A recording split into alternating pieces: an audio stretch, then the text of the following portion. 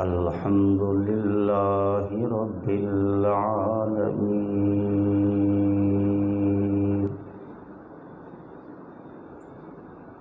والعاقبة للمتقين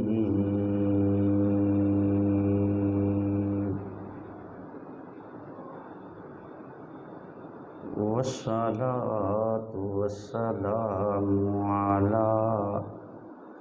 سيد المرسلين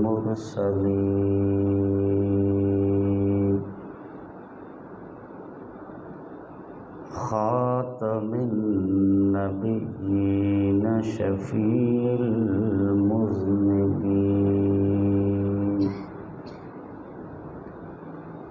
سيدنا ونبينا وحبيبنا ومولانا محمد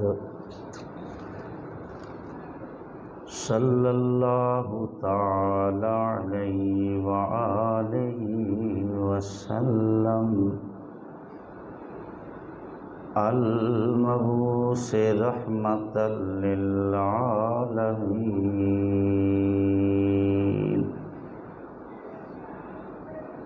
وعلى آلہ وأصحابہ وأزواجہ وأہل بیتہ وعترتہ وأولیاء أمتہ أجمعين وعلينا وعلى عباد الله الصالحين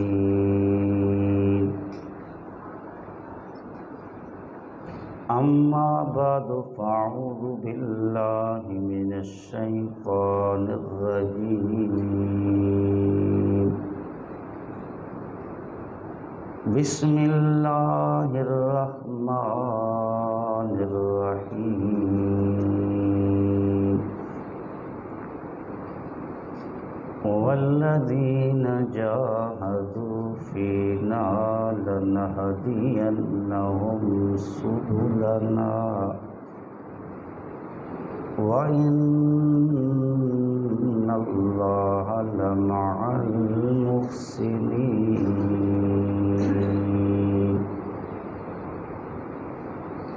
آمنت باللہ صدق اللہ مولانا العظیم ان اللہ وملائکتہ یصلون علی النبی یا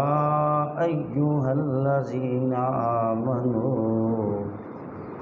صلوا علیہ وسلموا تسلیما اللہم صل علی سیدنا ومولانا محمد وعلى آل سيدنا ومولانا محمد وبارك وسلم الصلاة والسلام عليك يا سيدي يا رسول الله وعلى آلك وأصحابك يا سيدي يا حبيب الله الصلاة والسلام عليك يا سيدي يا رحمة للعالمين وعلى آلك وأصحابك يا سيدي يا شفيع المذنبين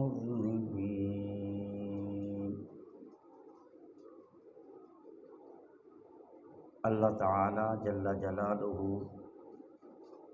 وعظم شانہ واتم برہانہ کی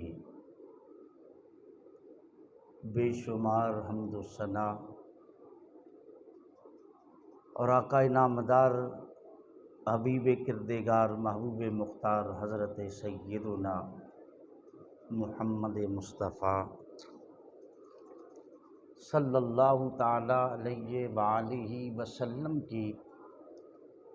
بارگاہ میں ہدیہ درود و سلام پیش کرنے کے بعد لائق صد احترام حاضرین و سامعین کرام، پروردگار کا لاتعداد ان گنت شکر ہے کہ جس نے ہمیں ماہ رمضان المبارک کے روزے رکھنے کی اور ان دنوں میں کثرت کے ساتھ اپنی یاد کی توفیق عطا فرمائی۔ مالک اس ماہ مقدس کا صدقہ ہمیں زندگی کے باقی ایام میں بھی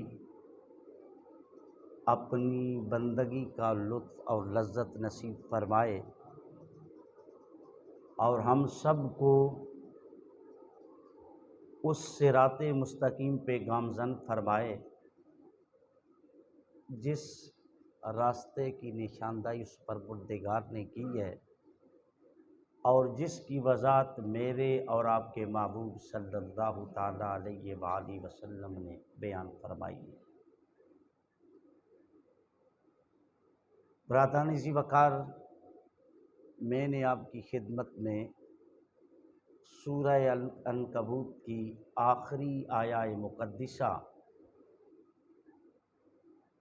تلاوت کرنے کی سعادت حاصل کی ہے۔ پروردگار ارشاد فرماتے ہیں والذین جاہدوا فینا، جو بلند ہمت لوگ ہماری رضا کے لیے مکمل کوشش کرتے ہیں لنہدینہم سبلنا، تو ہم انہیں ضرور اپنے رستے دکھائیں گے۔ وَإِنَّ اللَّهَ لَمَعَ الْمُحْسِنِينَ، اور بے شک اللہ تعالیٰ کی ذات ایسے سچے نیک لوگوں کے ساتھ ہے۔ جہاد اور مجاہدہ کسے کہتے ہیں؟ استفراغ الوسع فی مدافعۃ العدو، کہ دشمن سے بچاؤ کے لیے، اس سے دفاع کے لیے اپنی پوری کوشش کو صرف کرنا، یہ جہاد ہے۔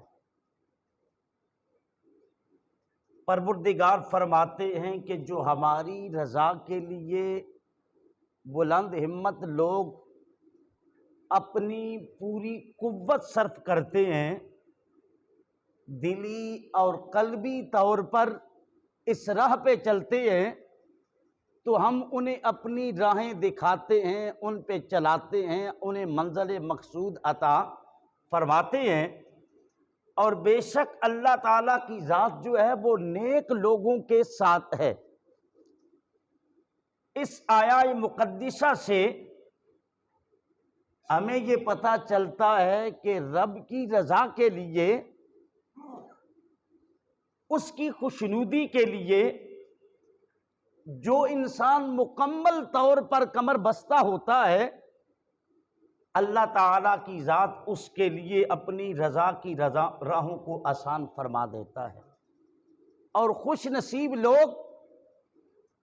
اس راہ پہ چلتے ہیں۔ اب جب قلبی تعلق ہو جاتا ہے تو پھر انسان چند دنوں تک عبادت میں مشغول نہیں ہوتا، بلکہ اس کی بندگی پھر زندگی بھر ہوتی ہے۔ اب اگر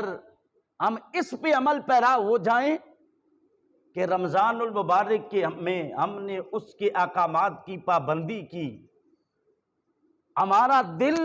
اس طرف مائل ہے، دل میں اس کی رب کی رضا کی خواہش اور تمنا ہے،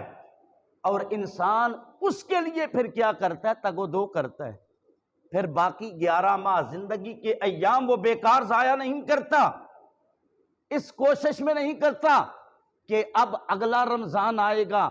پھر اس کی بارگاہ میں جھکوں گا، پھر اس کے احکامات کی پابندی کروں گا۔ نہیں، ہرگز ایسا نہیں، وہ اپنی پوری کوشش پھر زندگی بھر اس کی رضا میں کرتا ہے، اس کی رضا کا متلاشی رہتا ہے، اور جب وہ اس کی رضا کا طالب ہوتا ہے تو پھر اللہ تعالیٰ کی ذات اس کے لیے اپنی رضا کی راہوں کو بھی آسان کرتا ہے، اور ایسے انسان تنہا نہیں ہوتے، پھر ان کے ساتھ اللہ کی ذات ہوتی ہے۔ اسی لیے جو نیک ہوتے ہیں، اتقیاء ہوتے ہیں، صلحاء ہوتے ہیں، اولیاء امت ہوتے ہیں، وہ نظر آنے میں تو ہماری طرح ہوتے ہیں، لیکن ان کا دل اپنے رب کے ساتھ جڑا ہوتا ہے کہ انہیں سوائے بندگی کے، رب کی یاد کے، کسی اور چیز میں لذت نہیں آتی، اور پھر انہیں کسی چیز کی پرواہ نہیں ہوتی، نہ وہ تھکتے ہیں، نہ وہ سست ہوتے ہیں، نہ کاہلی کا شکار ہوتے ہیں، وہ ہر وقت رب کی بندگی کے لیے تیار ہوتے ہیں۔ مثال کے طور پر جیسے آج کے دن ہی 3 اور 4 کی درمیانی رات سے حضور سیدی و مرشدی حضور ضیاء الامت رحمت اللہ تعالیٰ علیہ کے والد گرامی غازی اسلام حضور محمد شاہ رحمت اللہ تعالیٰ علیہ کا عرس پاک تھا۔ آپ کی زندگی کو دیکھیں تو آپ نے ممنوع ایام کے سوا ساری زندگی صوم میں گزاری ہے، روزوں کی حالت میں گزاری، رب کی بندگی میں گزاری ہے، دین اسلام کی سربلندی میں گزاری ہے۔ اب میں اور آپ 29 کے بعد چاند نظر نہ آئے تو 30واں روزہ رکھتے تو ہیں، لیکن باری پن کے ساتھ کہتے ہیں آج اتنی خوشی نہیں ہے، اگر آج عید ہوتی جتنی آج خوشی ہوتی اتنی کل۔ لیکن جو رب کے بندے ہیں، جو رب کو یاد کرتے ہیں، ان کے لیے سارے دن ایک ہو جاتے ہیں۔ ان کی خواہش یہ ہوتی ہے کہ اللہ کی رحمتیں ملتی رہیں اور ہم اپنی جبین اس رب کی بارگاہ میں جھکاتے رہیں۔ آؤ ہم بھی دل کے ساتھ اپنے رب کو یاد کریں، قلبی بارفتگی پیدا کریں،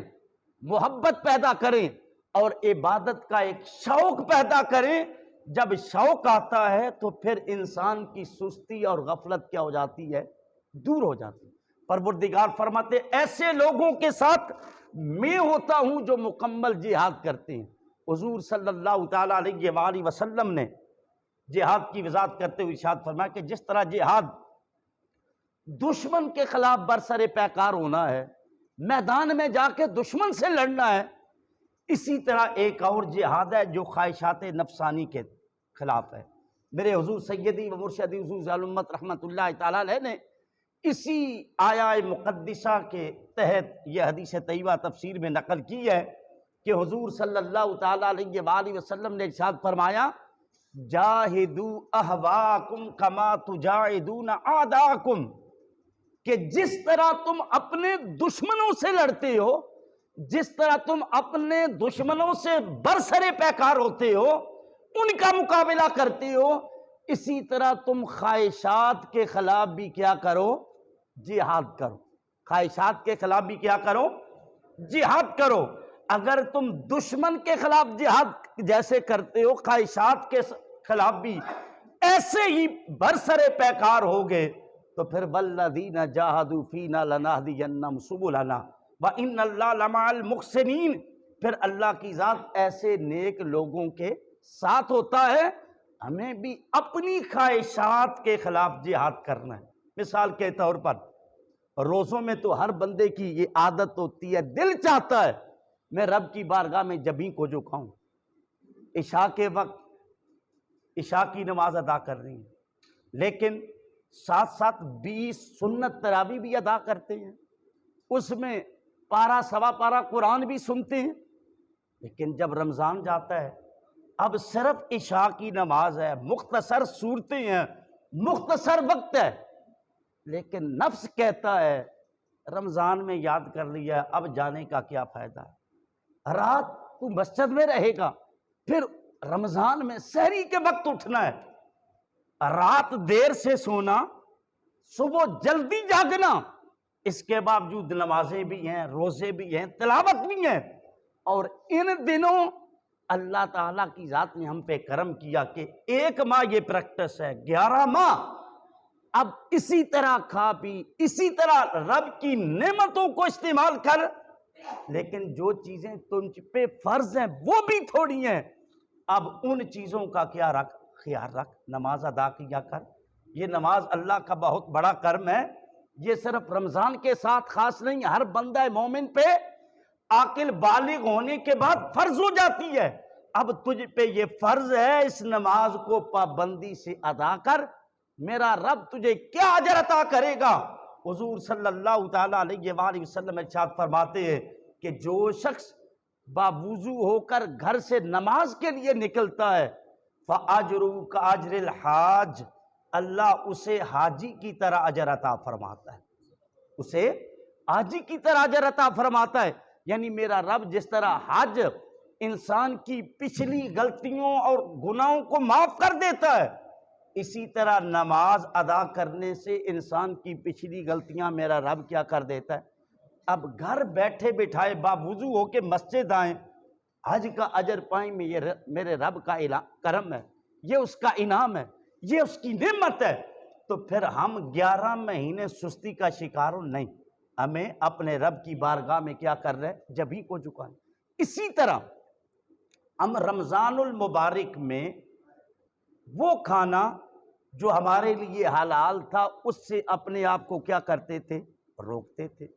کیوں یہ رب کا حکم ہے۔ تو اسی رب نے ہمیں حرام چیزوں سے رکنے کا کیا دیا ہے، حکم دیا۔ حرام چیزوں کو نہ استعمال کر،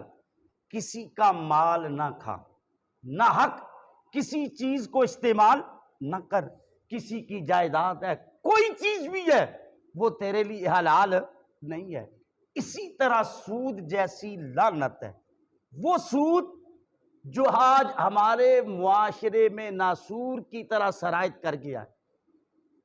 یہ سود الا ماشاءاللہ کھانا ہماری عادت بن گئی۔ یہ وہ سود ہے جس سے میرے رب نے بھی روکا ہے اور اس کے پیارے محبوب صلی اللہ تعالیٰ علیہ وآلہ وسلم نے بھی کیا ہے، روکا ہے۔ احل اللہ البیع وحرم الربا، اللہ نے تجارت کو حلال قرار دیا ہے، سود تمہارے لیے کیا ہے، حرام۔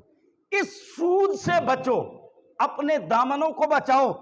اس لیے کہ یہ ہر حال میں کیا ہے، حرام ہے، ہر حال میں کیا ہے۔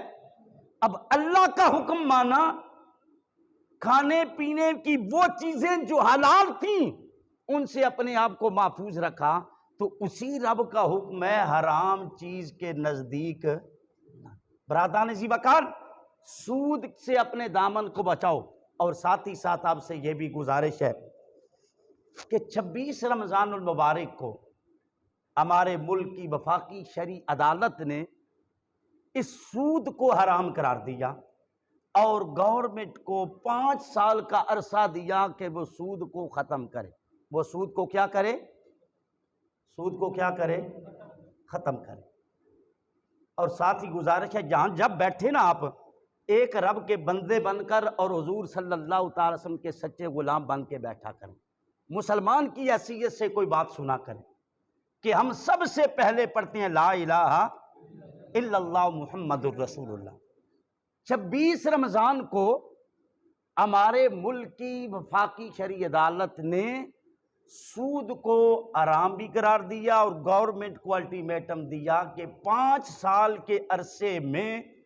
ملک سے سودی نظام کو ختم کیا جائے۔ ملک سے سودی نظام کو